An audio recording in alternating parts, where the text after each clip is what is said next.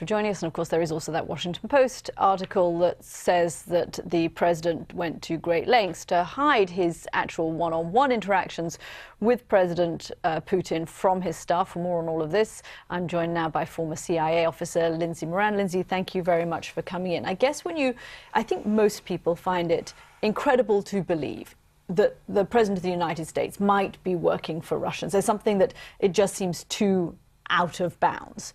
And yet when you piece everything together, does it seem to you actually fairly understandable that US intelligence officials will have started to look into that possibility? It seems not only understandable, I would be surprised if they hadn't, because that's what the American taxpayers pay FBI counterintelligence officials to do. Their mandate is to investigate any and every attempt on the part of a foreign intelligence service to either influence or penetrate the U.S. government at any level. So when there have been so many indications, such an overabundance of evidence to suggest that Russia, that specifically Vladimir Putin, is influencing Donald Trump, why wouldn't they investigate it? I mean, I've seen counterintelligence investigations launched at a much lower level for lesser reasons. So if there's any kind of indication, and there have been many, that the Oval Office has been penetrated by Russian intelligence, then absolutely that should be investigated. Would it be investigated even if the president didn't know that he was being manipulated by Russia or Absolutely, used by Russia? and it should so be. you wouldn't have to be a witting Exactly. asset. I mean, let's presume that Donald Trump is completely innocent.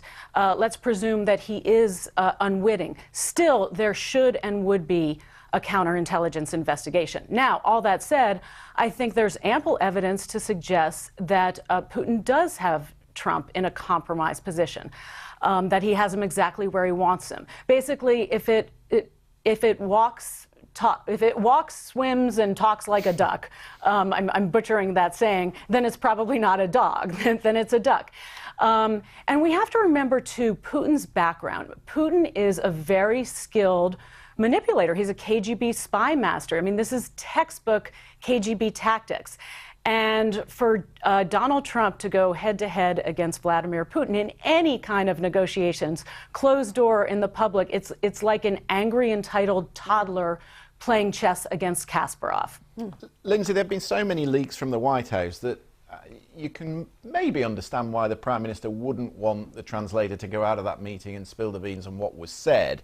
But what normally happens? Tell me what normally happens when a president has a top-level meeting like this with a Russian president. What would there be a historical record? Would he share the information with his national security advisor? How would it work?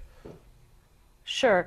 The extraordinary lengths that the president has gone to make sure that none of that meeting is leaked to the public begs the question, why? What is so bad? What is so damning that not only should the public not know it, but his top officials and government officials and aides, why shouldn't they know it? And even if the public should not know it yet, say there's classified information, it absolutely would, normal protocol would be that there would be extensive notes and it would be part of the historical record.